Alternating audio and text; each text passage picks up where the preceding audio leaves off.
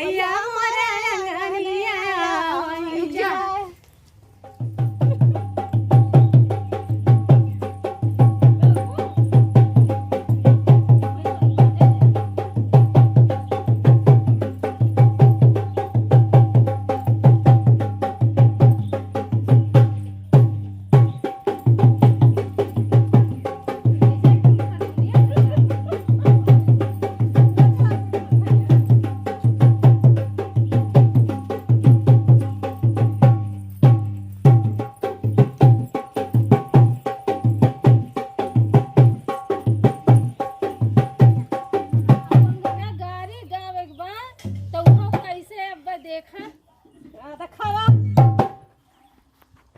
मानी पर्वत पर भुजावा भर बरे बाय इंद्रली ना आया कहीं कर दूसर गावा अरे यंगने या वही जाए हेला भैया मोरे अंगनिया आई जाए। हेला भैया मोरे यंगने या वही जाए हेला भैया मोरे अंगनिया आई जाए। सियर सियर मिठाई के माई उखाए पेंटर के भैया सियर सियर मिठाई पेंटर के माई उखाए और कुछ करावे कि इनके मौसी जाए हेला भैया मोरे अंगने वही जाए हेला भैया मोरे अंगनिया आई हेला जाए। हेला होए होए हेला भैया मोरे अंगनिया आई जाए।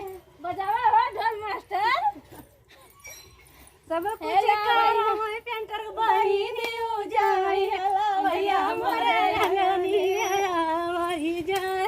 हेला भैया मोरे अंगने वही जाए हेला भैया मोरे अंगनिया आई जाए। सियर सियर मिठाई मौसी खाए। अरे दोस्तों जैसे मतलब माई मौसी नैहर में बहुत रहा सही है। सियर सियर मिठाई का गाँव माई के नैहर के माई मौसी खाए और लई जाए हमारे अजीत भैया पेंटर हेला भैया मोरे अंगने वही जाए हेला भैया मोरे अंगनिया आई जाए। दुल्हा काहे रोएला अपन बहिन खोजेला कहर बहिनी हेरानिया हीरा नवा में कहर बहिनी हेरानी खोईरा नवा में। सौरभ भैया काहे रोएला अपन बहिन खोजेला कहर बहिनी हेरानी हैदरगंज बजरिया में कहर बहिनी हेरानी पुणे भर बजरिया में। देवरन काहे रोएला अपन बहिन खोजेला तोहर बहिनी हेरानी कोईरा नवा में तोहर बहिनी हेरानी बनाना में तोहर बहिनी हेरानी हैदरगंज बाजरिया में। जरा मिस्त्री भैया काहे रोएला अपन बहिन खोजेला तोहर बहिनी हेरानी बहिनी हेरानी भीटी बाजरिया में। तो दोस्तों अपने देवरन के लिए गाना गाए हैं। जितने देवर लोग हमारे लाइव में जुड़ते हैं हमारी वीडियो देखते हैं तो ज़्यादा से ज़्यादा वीडियो को शेयर करिएगा और लाइक कमेंट करके जरूर बताइएगा। जितने लोग देवर हमारी वीडियो देखेंगे कमेंट में जरूर बताइएगा गाना अच्छा है कि नहीं। जितने देवर लोग हैं हम अपने सब देवरन के लिए गाना गाए और बड़े भैया हैं कोई भी सबके लिए सब भैया जैकी के पास जाएगा। जैकी भैया काहे रोएला अपन बहिन खोजेला तोहर बहिनी हेरानी सुल्तानपुर बजरिया में।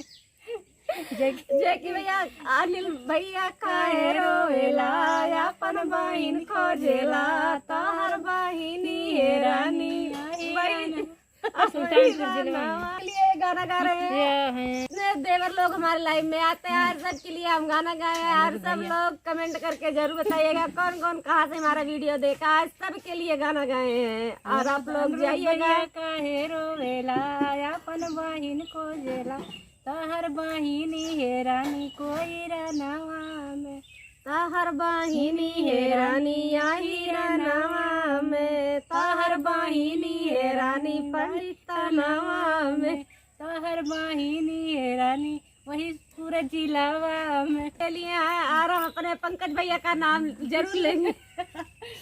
पंकज भैया काहे रोवेला अपन बहिन को जेला तहर बहिनी हे रानी हैदरगंज बाजारिया में तहर बहिनी है रानी पूरे सहारा में।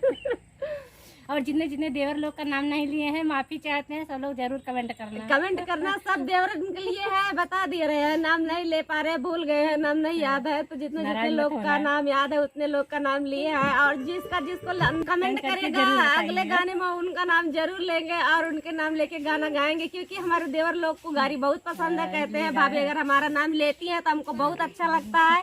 इसीलिए हम आज एक गाड़ी गा के एक ब्लॉग बना रहे हैं। जिसका नाम भूल गए हैं उसका नाम अपना नाम कमेंट में डाल दीजिएगा और बोल दीजिएगा भाभी हमारा नाम लेके गाना गाइए। नाम लेके गाना गाएंगे और 9 बजे लाइव में जुड़ेंगे दोस्तों। सब लोग जुड़ जाना झटाझट और कमेंट करना, कमेंट में बताइएगा। हाँ किसका नाम लेना है गाड़ी गाने में तो उसका नाम लेके गाड़ी गाएंगे। फिर मिलेंगे नेक्स्ट वीडियो में, तब तक के लिए।